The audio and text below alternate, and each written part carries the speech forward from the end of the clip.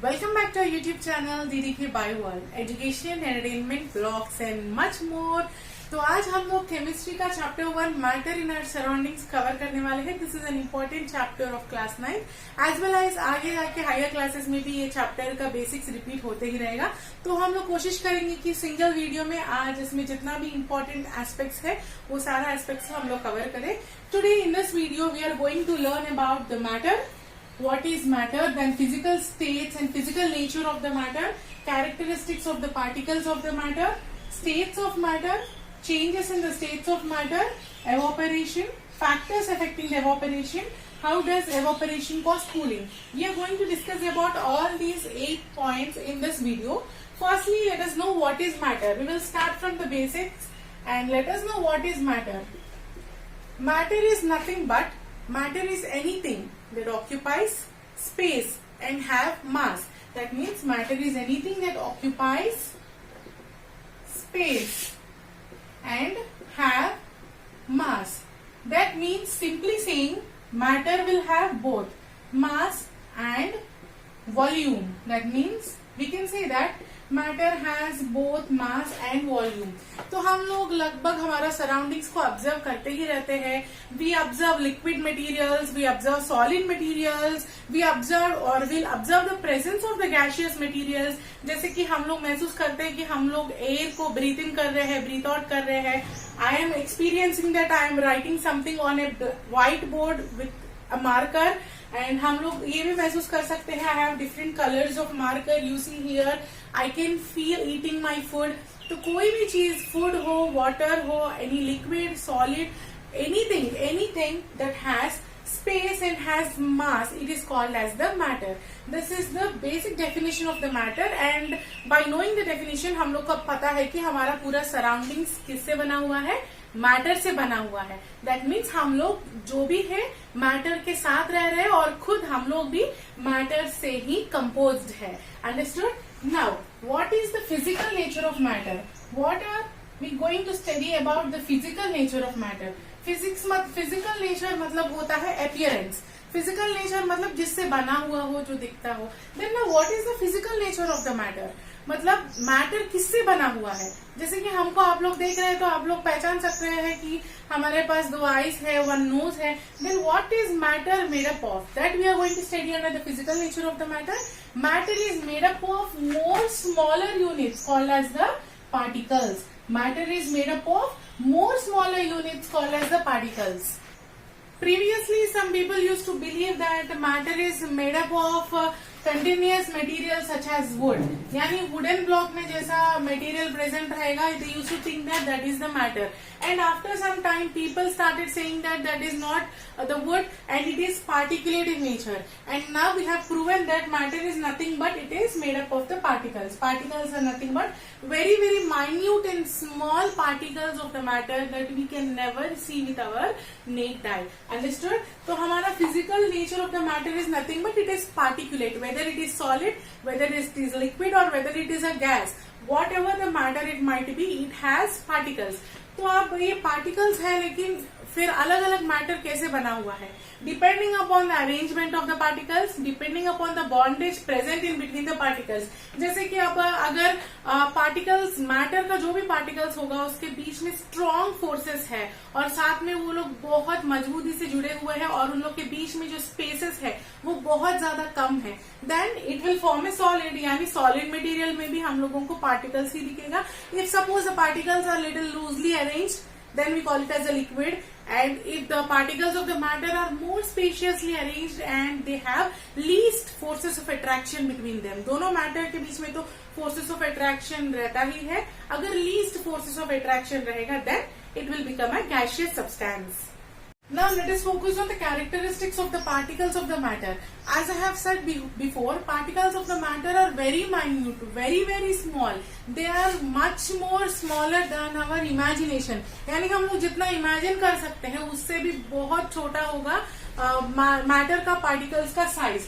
अब ये particles of matter का कैरेक्टरिस्टिक्स क्या है, what are the important characteristics of them? The particles of matter have space between them, यानी अगर दो मैटर का पार्टिकल्स है, इसके बीच में कुछ स्पेस है।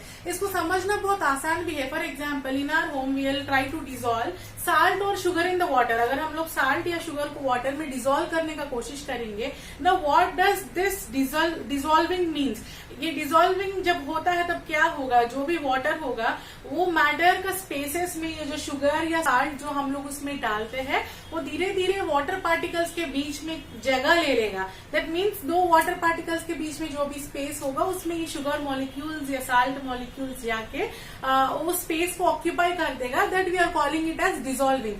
That means by this we can say that matter has particles which has space in between them. Next characteristic is that they are continuously moving.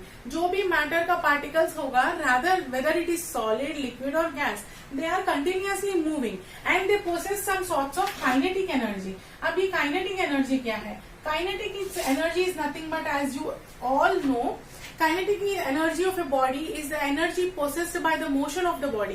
यानी अगर बॉडी, कोई भी बॉडी मूविंग कंडीशन में होगा, जो भी एनर्जी वो पोसेस करता है, that is called as kinetic energy.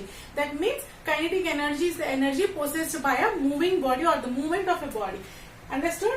तो जो भी मैटर होगा उसमें कुछ सॉर्ट्स ऑफ काइनेटिक एनर्जी रहेगा and the particles of the matter are continuously moving.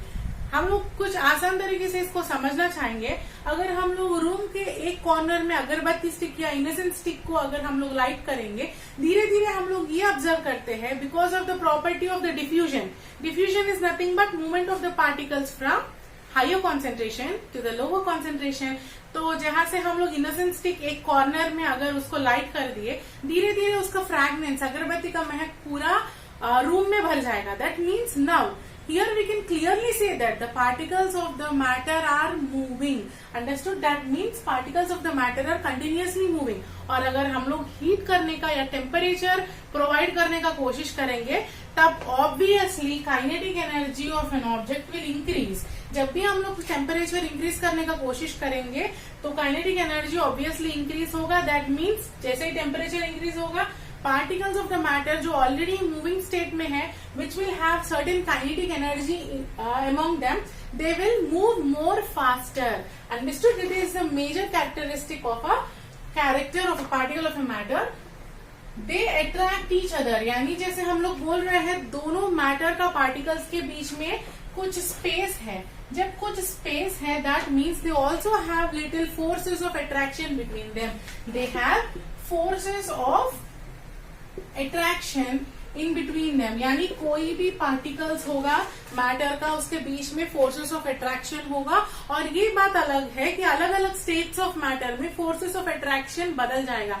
For example, forces of attraction in the solid material is more stronger and the space between दो particles are much little.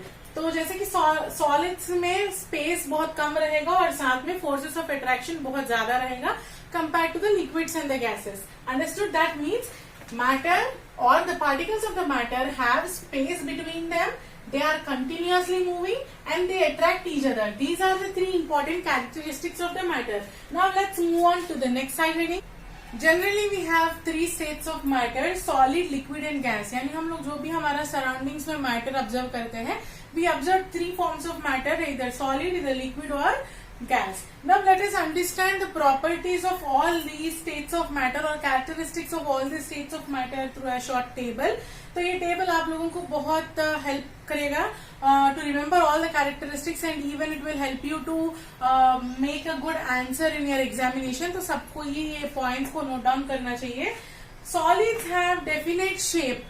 That means while coming to the shape of the solid जो भी है, everyone knows that it is very hard. For example, this is a solid. This is a solid and this is very hard. Now I am trying to break this, but I am applying an external force, but this is not breaking so easily. अगर इसको break करना होगा तब हमको क्या करना पड़ेगा? एक बड़ा सा स्टोन लाना पड़ेगा या हैमर या कुछ लाना पड़ेगा, इससे भी बहुत ज्यादा स्ट्रॉन्ग, और इसको बहुत बार पीट के या इसको बहुत बार हमको बीट करते हुए इसको क्रैक करना पड़ेगा. Understood? That means they have a definite shape and the shape of the solid cannot easily be ruined. That means हम लोग इसको आसानी से ये शेप को मिटा नहीं सकते हैं. We can break the solid materials, but we cannot easily change the shape of the solid materials. They have definitive shape and they have distinct boundaries. Distinct boundaries का मतलब होगा this is a pen. This has some boundaries. इसके अंदर refill है, ink है, and this has a definite shape and it has distinct boundaries too. यानी ये pen का कुछ width है, कुछ length है. Length, width ये हमको साबित करता है कि they have some distinct boundaries. They have fixed volumes. अब हमको पता है, जैसे हम बोल रहे हैं कि it has fixed length, it has fixed breadth, it has boundaries. Then it has boundaries in which I am going to fill some ink, so it has fixed volume too. And it has negligible compressibility. यानी अगर हम इसको compress करने का कोशिश करेंगे, can I compress this pen? No, not at all. That means solid materials have very very negligible compressibility. तो इसमें कुछ exceptions आप लोगों को आ रहा होगा कि when we stretch the rubber band, it will be like an elastic. Elastic को या rubber band को stretch करेंगे तो वो एक solid है, then stretch कैसे हो रहा है? Why? Because it has an elastic property. It's an exception where it has an elastic property. और elastic property की वजह से जैसे हम लोग खींचते रहेंगे वो expand होते रहेगा. After few time अगर हम लोग बहुत ज्यादा force उसके बीच में रखेंगे, then it will try to break. Understood? In the same way, sponge, kitchen sponge या कोई भी स्पॉन्ज, अगर हम लोग कोई लिक्विड को क्लीन करना है तो स्पॉन्ज को क्या करते हैं, हम लोग उसके ऊपर प्लेस करते हैं और स्पॉन्ज धीरे धीरे सारा वाटर को अब्सॉर्ब करने लगेगा. Now why, being a solid, why can the sponge absorb the water? That is because ये स्पॉन्ज इस तरह से मैन्युफैक्चर किया गया है. They have spaces in between them, and when we put it on the surface of the water, surface containing the water, then what will happen?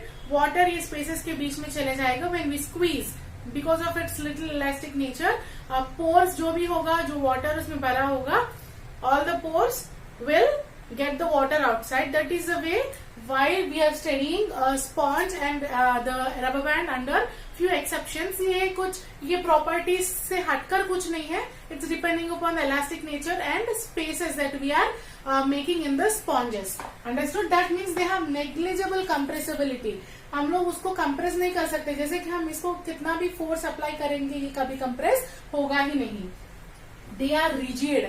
They are rigid. जैसे कि हम लोग बोले थे कि we cannot change the shape of the solid very easily by applying the external forces. That means they are obviously rigid. They maintain their shape when force is applied. यानी हम कितना कोशिश भी करेंगे, ये जब तक पूरी तरह से हम बहुत ज्यादा फोर्स इसके ऊपर अप्लाई नहीं करेंगे तब तक ये अपना शेप मेंटेन करने का कोशिश करेगा. Understood? While coming to the liquids, as solids have definite shape but liquids does not have definite shape. और ये liquids क्या करेगा? They try or tend to take the shape of the container. For example, I'll show you a bottle. This is a water bottle and this is filled up with water. It is still having some space. This is a bottle and now I can pour 1 liter of water approximately into this bottle. Understood? This bottle is a solid one. This bottle is a solid one and inside which I am pouring some liquid, a fixed volume of the liquid. That means now liquids does not have the shape. अगर ये water को हम निकाल के इस तरह से नीचे फेंकने का कोशिश करेंगे. Now I have poured the liquid outside the bottle. That means नीचे जाने के बाद लिक्विड क्या रहेगा? नीचे अगर कोई कंटेनर है तो कंटेनर का शेप ले लेगा. अगर नीचे कंटेनर नहीं है तो ऐसा ही फ्लोर के ऊपर वो स्प्लिट हो जाएगा. That means liquids does not have fixed shape. Instead they try to take the shape of the container. जैसे कि ये पेन के अंदर भी इंक है और जितना उसके लिए स्पेस अवेलेबल है उसी स्पेस में लिक्विड जो है, इंक जो है, ये पेन का स्पेस को ऑक्यूपाई किया है. They have but fixed volumes. That means, as I said you, I can pour 1 liter of water. That means हम 1 liter bottle में 1 liter of water ही हम pour कर सकते हैं. That means they have a fixed volume. Then they are not rigid and hence are fluids. They are not rigid. That means अगर हम अभी water को break करने का कोशिश करेंगे, ये सुनने के लिए ही बहुत ही ज्यादा awkward लगेगा. That means we cannot break the liquids. They are not rigid. They are not strong. अगर हम उसको पकड़ने का कोशिश करेंगे, लिक्विड को ऐसा पकड़ेंगे तो मेरी हाथ कुछ अब्सॉर्ब कर देगा, बाकी लिक्विड नीचे गिर जाएगा. It is not strong or it is not rigid. Instead it is fluid, यानी वो लिक्विड फ्लूइड कंडीशन में रहेगा. That is the reason why we call it as a liquid. Solids, liquids, gases can diffuse into the liquids. As we are saying, जब हम लोग बोलते हैं कि घर में अगर हम लोग नींबू का शरबत बनाएंगे, then what are we doing after all, हम लोग शुगर डाल रहे हैं, शुगर क्रिस्टल्स जो सॉलिड है वो डाल दे रहे हैं, और साथ में हम लोग क्या कर रहे हैं, वाटर, और साथ में हम लोग और क्या करेंगे, लेमन जूस. ये तीनों मिलाने के बाद we are making us lemon और लेमन स्क्वैश और लेमनेड. दैट मीन्स अब जब हम लोग ये कर रहे हैं, that means now the solid material which is the sugar and the liquid material like lemon, it is diffusing into the water. यानी जो water का particles है उसके बीच में जो space है उसमें diffuse हो रहा है solid and the liquid. That means both the solids and liquids can diffuse into the liquid matter. And moreover, अगर हम लोग उसको थोड़ा देर छोड़ देंगे, we observe little whiter layer on that. हम लोग ये बोलते हैं कि due to the presence of the carbon dioxide present in the air, lime water turns milky. Lime water is turning milky because of a gas. That means now gas has also the capability to diffuse into the liquids. यानी gases भी liquids में diffuse कर सकता है. Solids, liquids and gases can equally diffuse into the liquid. Whereas exception ये है कि solids का diffusion rate comparatively थोड़ा सा कम रहेगा, liquids and gases का diffusion rate थोड़ा सा ज्यादा रहेगा. Understood? Clear everyone? That means they have no fixed shape, no fixed volume, not rigid and fluid. Solids, liquids and gases can diffuse into the liquid. When compared to the solids, the compressibility of liquids is a little more higher when compared to the solids. Understand? लेकिन फिर भी हम लोग बहुत ज्यादा liquid को compress नहीं कर सकते हैं. It can be compressed into a little higher extent when compared to the solids. Now let us understand the characteristics of a gas. They have no fixed shape and no fixed volume. Everyone knows that air का कोई fixed shape and volume है नहीं है. That means there is no fixed shape and no fixed volume of the gas. लेकिन हम लोग कभी कभी बोलते हैं कि हमारा LPG गैस स्टव जो भी है, that has some fixed amount of gas. Then how we are putting a fixed amount of gas when we are saying that it has no fixed volume and no fixed shape? Gas will also tend to occupy the space which we are providing to it. यानी अगर हम कोई space उसको provide करेंगे तो वो space को occupy करने का कोशिश करेगा गैस. और compare to the solids and the liquids, the particles of the gas are very distantly space. Solids में बहुत स्पेसेस जो भी होगा पार्टिकल्स के बीच में टाइट रहेगा, एंड लिक्विड्स थोड़ा सा फ्री रहेगा. And when compared with the liquids and solids, gases are very spaciously arranged. That means they have large spaces between the particles. That is the reason why we can compress the gases very very well. That means maximum rate of compressibility हम लोग gases में देख सकते हैं. For example, आप लोग कभी pillows खरीदते हो या soft toys खरीदते हो मार्केट में, वो बहुत कंप्रेस्ड रहेगा, और जैसे कि आप लोग घर आके उसका पैकेजिंग खोलने का कोशिश करोगे तुरंत अच्छा से बल्ज हो जाएगा. दैट मीन्स ऑलरेडी हम लोग गैस को वहां कंप्रेस करके रखे हैं. जैसे ही उसको ओपन कर रहे हैं, it is trying to occupy the complete space. यानी जितना स्पेस आप लोग प्रोवाइड करने का कोशिश करोगे उतना ही स्पेस वो ऑक्यूपाई करेगा. And they are freely moving. They have a lesser forces of attraction between the particles, and moreover they are highly compressible when compared to the solids and liquid. यानी बहुत ज्यादा हम लोग बहुत कम space में बहुत ज्यादा गैस को हम लोग कंप्रेस करके रख सकते हैं. It has high rates of the diffusion. यानी when compared to the rates of diffusion of solid and liquid gases have high rates of diffusion. That is the reason why, for example, अगर हम लोग यहाँ पे किनेसन stick को अगर light करेंगे तो पूरा रूम धीरे धीरे बहुत ही जल्द हवा में पूरा इनेसेंट स्टिक का स्मेल आ जाएगा. अगर हम लोग यहाँ पे कुछ लिक्विड गिराने का कोशिश करेंगे, वो स्मेल स्प्रेड होने में थोड़ा सा टाइम भी लगेगा. Understood? That means it has high rates of diffusion. Let's quickly revise this. Solids have definite shape, distinct boundaries, fixed volumes, they have negligible compressibility, they are rigid and maintain their shape when force is applied. Liquids have no fixed shape, no fixed volumes, no rigid, they are not rigid and are fluid in nature. Solids, liquids and gases can equally diffuse into the liquids. When coming to gases, they have no fixed shape, no volume, they have larger spaces between them, they are highly compressible, they have high rates of diffusion. Understand this with a small example. For example, we take water which is in a liquid state. If I am putting it in the freezer, then what will happen? It will turn into the ice. Now, suppose I have put this water on the gas stove and I have started heating. Then what will happen? After some time, it started vaporizing and turns into a gas and completely evaporates. That means now the water which is in the liquid state, I have turned it into the ice by freezing it, and I have even turned it into the gas or a water vapor by heating it. That means now I am changing the state of the matter from one to the another. Here I am not changing the chemical composition of the matter at all. यानी हम जो भी ice ले रहे हैं या water ले रहे हैं या वाटर वेपर, उसमें H2O ही प्रेजेंट रहेगा और कुछ नहीं. That means the state of the matter can easily be changed by changing the temperature. That means temperature plays a major role in changing the states of the matter.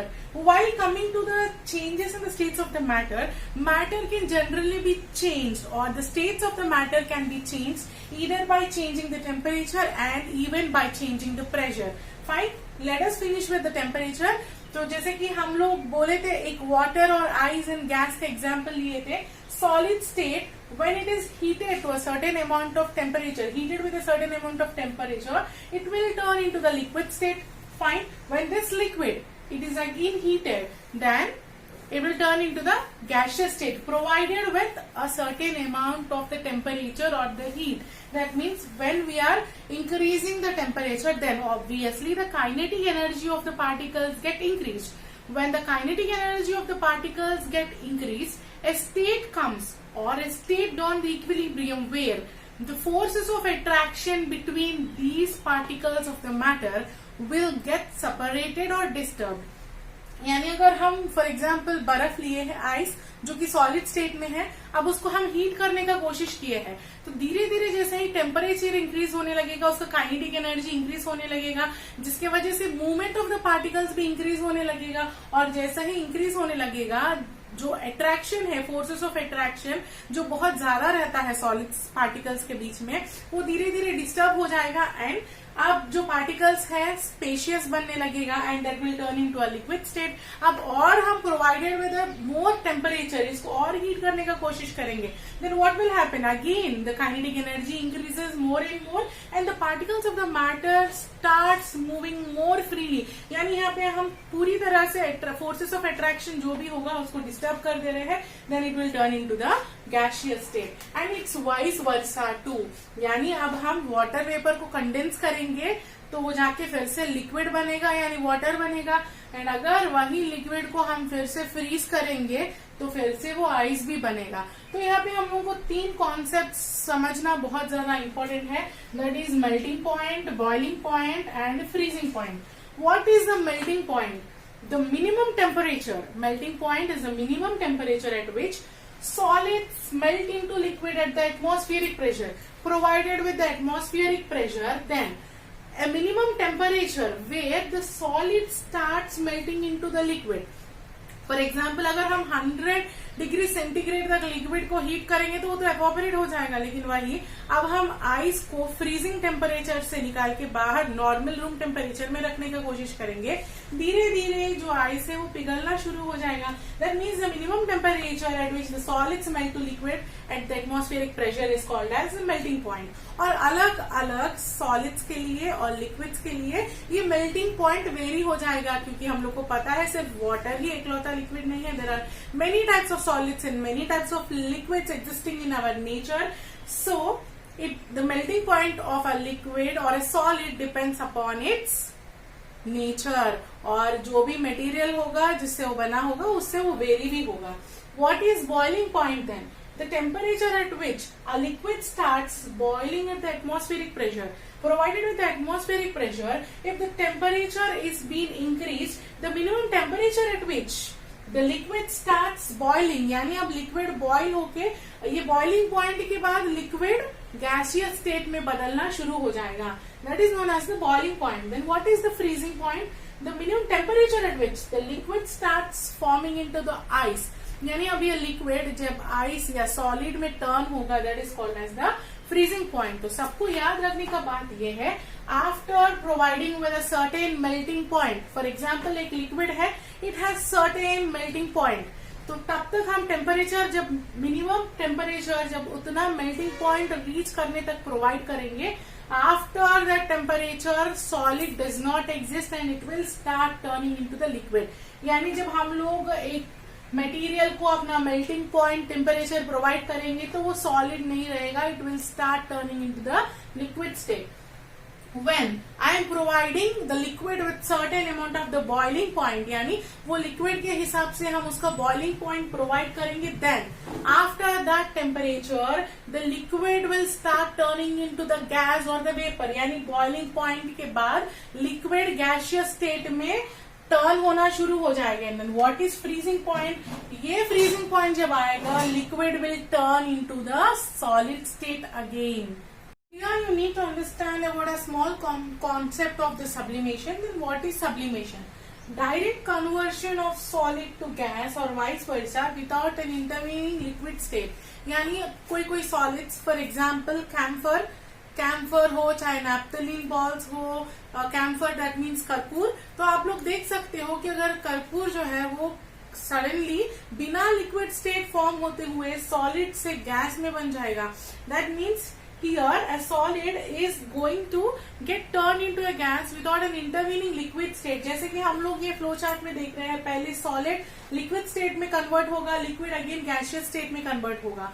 And then अगर gaseous state को अगर हम लोगों को condense करना है, then again if we reduce the temperature it will come to the liquid state. Again if we reduce the temperature further it will come into the solid state. And यहाँ पे हम लोग मेल्टिंग, बॉइलिंग और freezing points का भी हम लोग पढ़ रहे थे, जहाँ पे मेल्टिंग पॉइंट अगर प्रोवाइड करेंगे तो solid will turn into a liquid state, and boiling point provide करेंगे this liquid will again go into a gaseous state.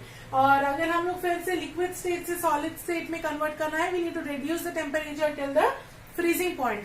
But in the process of sublimation, there are few materials present in our atmosphere which will directly get converted into a gas from a solid state without having an intervening liquid state. That is called as the sublimation.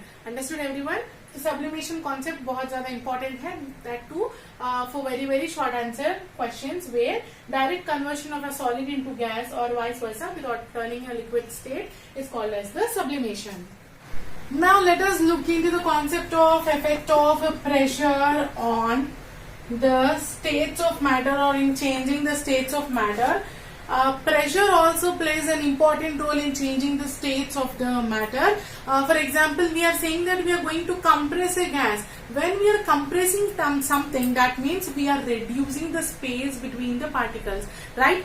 अगर कोई भी चीज को अगर हम लोग compress कर रहे हैं, इसका मतलब ही क्या है कि हम लोग स्पेस को कम करने के लिए, यानी जो स्पेस ऑक्यूपाई होता है उसको कम करने के लिए हम लोग कंप्रेशन करते हैं. और अगर कंप्रेस करना है तो what we will do, we will apply a pressure, right?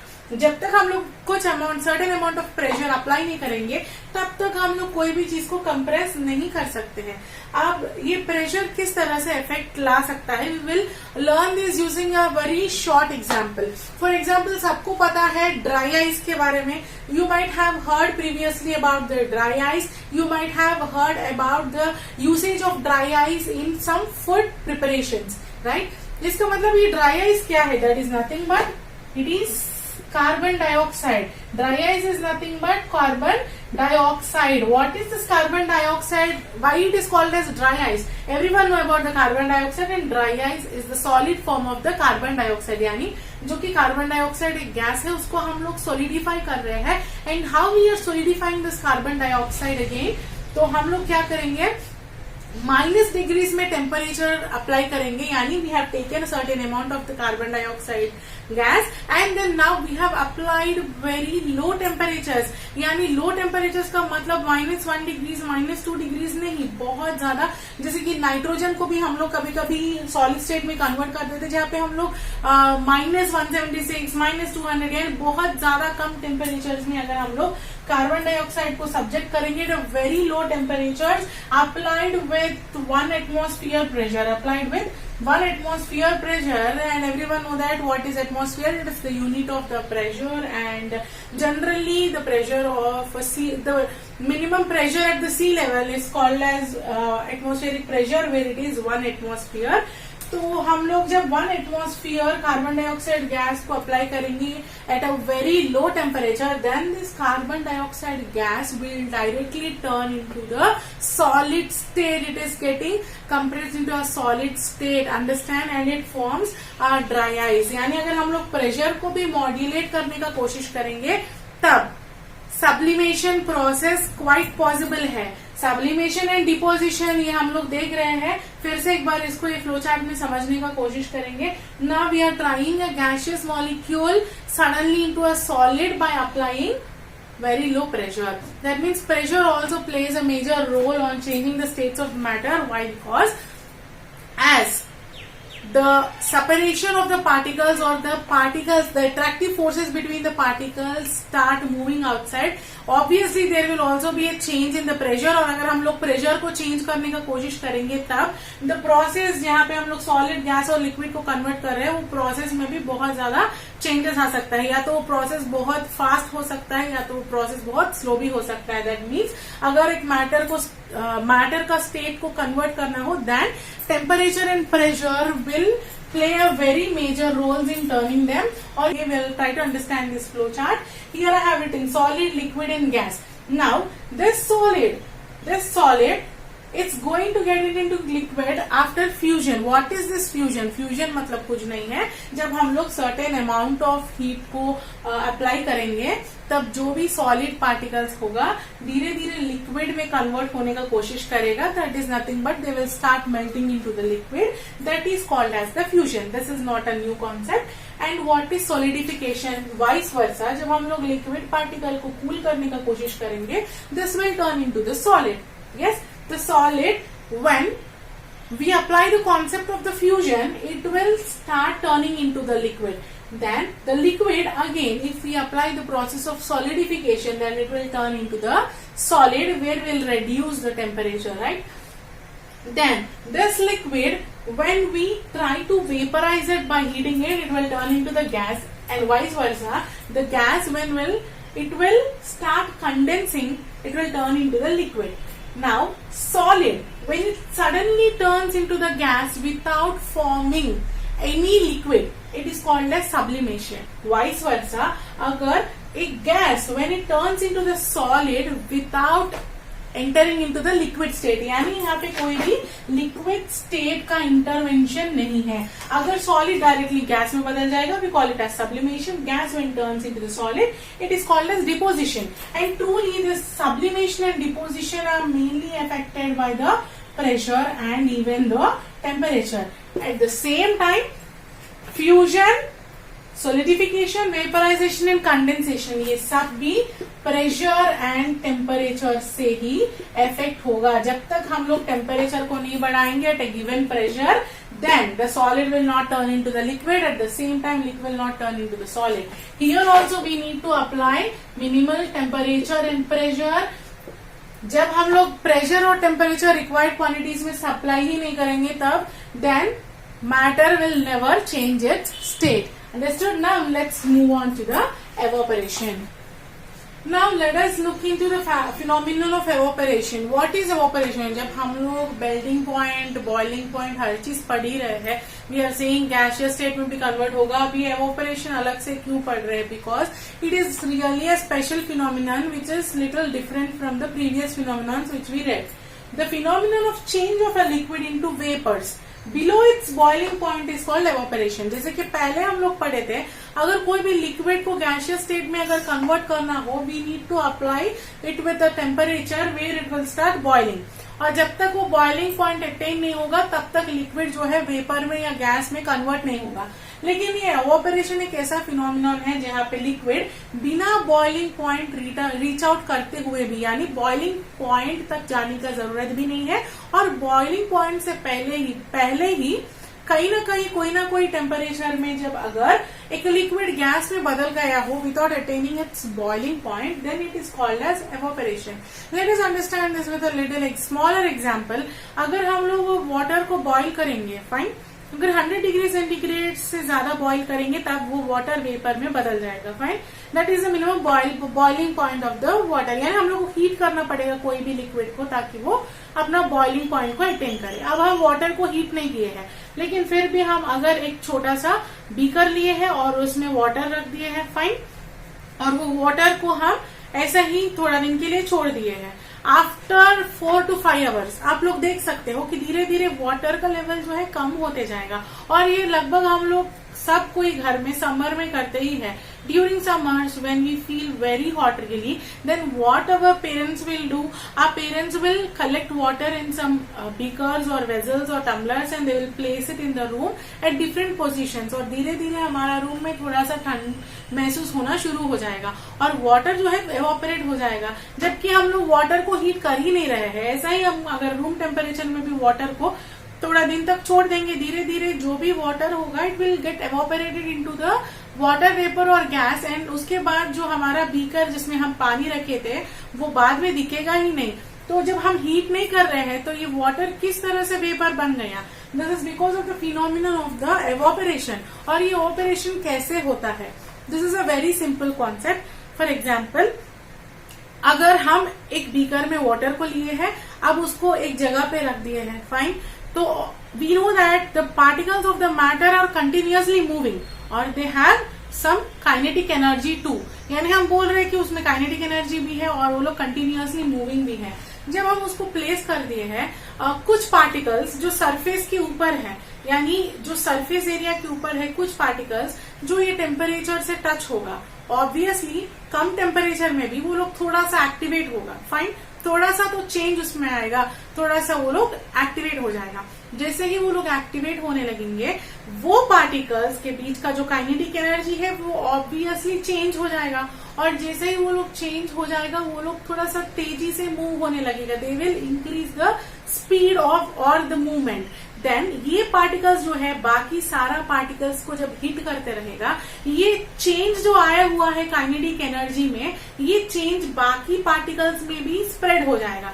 That means only few particles which are on the surface, which are on the contact or on the contact with the atmosphere, यानी जो भी particles जो surface में है, जो outer environment से contact में है, they got changed with their kinetic energy because of a little change in the temperature, right? और उसके बाद वो particles का kinetic energy जब improve हो गया है, then they will even touch the other particles and they will also force the other particles to start evaporating. Understood? Yani the phenomenon of a change of liquid into vapors below its boiling point is called evaporation, and this is a surface phenomenon, right? So the factors affecting evaporation. What are the factors affecting the evaporation? और किस तरह से कोई factors evaporation को बढ़ा भी सकता है, घटा भी सकता है? We will see that. Increase in the surface area. As we are saying that evaporation is a surface phenomenon, और ये सरफेस फिनोमिनन हम लोग नेचुरली भी देखते हैं जहाँ पे रिवर वाटर्स और पॉन्ड वाटर्स को कोई हीट करेगा ही नहीं, फिर भी वाटर साइकिल होता है और वाटर एवोपरेट होके क्लाउड बनेगा और क्लाउड से फिर रेन्स भी होता है. राइट और wrong? So it is a surface phenomenon. When there is an increase in surface area, obviously the evaporation process will also increase or evaporation rate will also get increased. For example, अगर हम water को एक glass में लिए हैं, fine, I have placed water in a glass, now I have kept it aside, now I have took a beaker and then I have poured water in that beaker and I have kept it aside. अब उसके बाद हम एक plate लिए हैं, put water on a plate with larger surface area and I have also placed it aside. अब ये तीनों को हम 1 to 2 आवर्स के लिए छोड़ दिए हैं रूम टेम्परेचर में. उसके बाद अगर हम वाटर लेवल्स को ऑब्जर्व करने का कोशिश करेंगे, एवोपरेशन तो होगा ही होगा, तीनों में होगा. लेकिन जैसे कि ग्लास, ऐसा मतलब ग्लास का डेप्थ जो है वो बहुत ज्यादा है and the surface area provided for the liquid is very low. यानी ग्लास में अगर हम लोग लिक्विड को डालेंगे, वो सरफेस एरिया जो है वो कम हो जाएगा. फाइन, उसके वजह से एवोपरेशन रेट जो है बहुत कम होगा, यानी एवोपरेशन होगा पर बहुत कम होगा. वेराज अगर हम बीकर में देखेंगे, I have provided the liquid with a little more surface area, तब क्या होगा, एवोपरेशन होगा. और ग्लास से कंपेयर करेंगे तो बीकर में थोड़ा ज्यादा एवोपरेशन होगा. When it comes to the plate, plate has a wider surface area, it has lots of chances for performing more evaporation. Why? Because जो भी surface particles है जो बाहर का एटमॉस्फेयर से कांटेक्ट में आएगा, ऑब्वियसली सरफेस एरिया बढ़ गया तो पार्टिकल्स के लिए चांसेस भी बढ़ गया और सरफेस में जो पार्टिकल्स है वो भी बढ़ गया, तो इसके वजह से एवापोरेशन रेट और भी ज्यादा होगा. That means if the surface area increases then obviously the rate of evaporation also increases. When surface area decreases then the rate of evaporation also decreases. Then increase in the temperature. For example वही water का example हम लेंगे. वही water को अगर हम winter day में भी रखेंगे, धीरे धीरे वो एवोपरेट तो होगा, बहुत कम चांसेस है एवोपरेट होने का, राइट, बहुत कम चांसेस. वही वाटर को हम अगर एक सनी डे में रखेंगे तो बहुत जल्दी वाटर एवोपरेट हो जाएगा. For example now we are in summer, right, अभी समर है, तो आप लोग ये एक्सपेरिमेंट करके देख लीजिए. तो आप लोग एक बीकर में वाटर ले लीजिए and put a beaker of water inside your home and put even a beaker of water outside your home in your garden where it is exposed to the sunlight, right? तो बाहर का temperature obviously बहुत ज्यादा रहेगा and inside your home the temperature will be very low, right? Then after some time try to compare the rates of the liquid present inside the beakers. हम लोग obviously देख सकते हैं कि बाहर जो हम लोग ज्यादा टेम्परेचर में रखे हैं वो लिक्विड ज्यादा एवोपरेट हो गया होगा एंड इनसाइड जो हम लोग घर के अंदर रखे हैं वो कम एवोपरेट हुआ होगा. That means if there is an increase in temperature obviously the rate of evaporation also increases. But everyone should note that this should not go beyond the boiling point. अगर बियॉन्ड द बॉइलिंग पॉइंट होगा obvious सी बात है कि liquid जो है वो gas में बदल जाएगा and does not come into the area of evaporation. यानी हम लोग कुछ हद तक जब टेम्परेचर को इंक्रीज करेंगे तब रेट ऑफ एवोपरेशन इंक्रीज होगा. If you try to decrease the temperature the rate of evaporation also decreases. Decrease in the humidity. Now what is humidity? Humidity is nothing but the amount of water vapor present in the air or amount of the moisture present in the air. ठीक है, जो हमारा surroundings है उसमें जो moisture या water vapour present रहेगा that is called as the humidity. Already everyone knows that air can only handle up to a certain amount of humidity in it. ठीक है, तो हम लोग बोल रहे हैं कि जो स्पेसेस होगा उसके बीच में लिक्विड्स होगा या सॉलिड्स गैसेस होगा डिफ्यूज हो जाएगा, राइट. तो जब ये प्रोसेस होगा ऑलरेडी अगर हमारा एटमॉस्फेयर में जितना भी स्पेस है, जो भी पार्टिकल्स या गैशियस पार्टिकल्स प्रेजेंट है उसके बीच में ऑलरेडी जो स्पेसेस ऑलरेडी फिल हो गया है वाटर वेपर से, तब क्या होगा अगर हम लोग और भी वाटर वेपर प्रोवाइड करने का कोशिश भी करेंगे तब एवोपरेशन नहीं होगा. Why? Because already our atmosphere is filled with certain amount of humidity and वो लेवल के बाद हमारा एटमॉस्फेयर भी वाटर वेपर को होल्ड नहीं कर पाएगा, यानी सर्टेन अमाउंट ही वो होल्ड कर पाएगा. अगर हम लोग ह्यूमिडिटी जब बहुत ज्यादा है अगर एवोपरेशन प्रोसेस देखने का कोशिश करेंगे तब ऑब्वियसली एवोपरेशन प्रोसेस बहुत कम रहेगा. Whereas when humidity is very low, then what will happen? Obviously, the matter around us will start gaining the humidity and धीरे धीरे evaporation process जो है वो बढ़ जाएगा. यानी सन्नी डे में ओशंस या रिवर से बहुत ज्यादा वाटर एवोपरेट हो जाता है. If it is already raining, after raining too, lot of moisture is present in the air. Then why will again the process of evaporation take place? No, it will not take place, right? Then what is increase in the wind speed? Increase in the wind speed will obviously increase the evaporation rate.